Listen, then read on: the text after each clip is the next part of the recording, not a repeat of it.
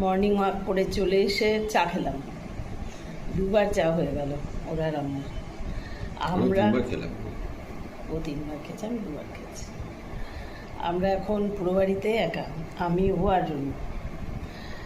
আমি আমার এইটা 37 বছর হবে, বিয়ে হয়েছে 89-এ বিয়ে হয়েছে আর কি। একা কখনো তো থাকিনি আমরা, না।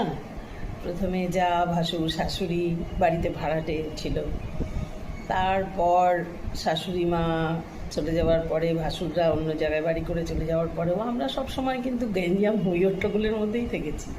পিজি চলে, এত ছেলে পেলে, আমার 2 ছেলে, তারপরে ছেলের বউ হলো, বৌমা হলো, নাতনি হলো, মানে পুরো হইহট্টগোল।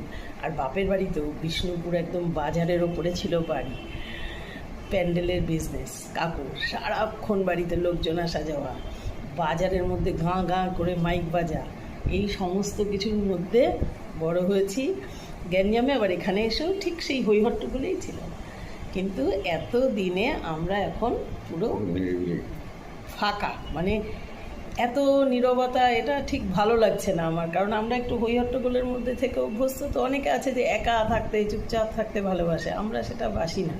ও না, আমিও না, কারণ ওরও চাকরির ইসেতে ও তো সেই হইহট্টগোলের মধ্যেই থাকতো বাড়িতে এসেও ছেলেদের নিয়ে ছোটবেলা থেকে।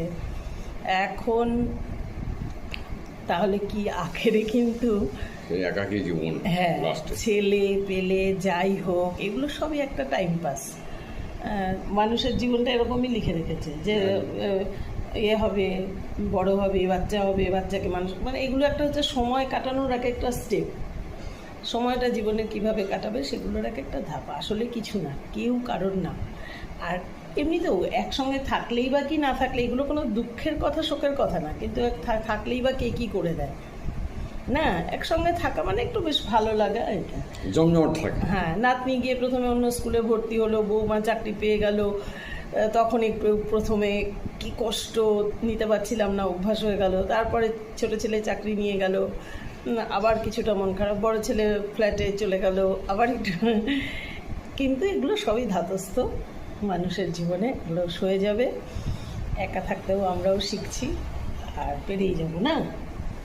আর সবচাইতে খারাপ লাগছে এখন সেমিস্টার হয়ে যাওয়ার পরে স্টুডেন্টরাও সব বাড়ি গেছে, এই জন্য পুরো বাড়িটা ফাঁকা। আমি স্টুডেন্টদের বাড়ি যাওয়াটা না একদম নিতেই পারি না, আগে থেকে, অনেক বছর আগে থেকে। ওরা থাকলেই আমার ভাল লাগে, গ্যাঞ্জামটাই ভাল লাগে। অনেক সময় মনে হয়, অনেকে একটু 2-1 জন বাড়ি গেলে মনে হয় একটু আমার ঝামেলাটা একটু কম হতো, কিন্তু না, বাড়িতে গেলেই খারাপ লাগে।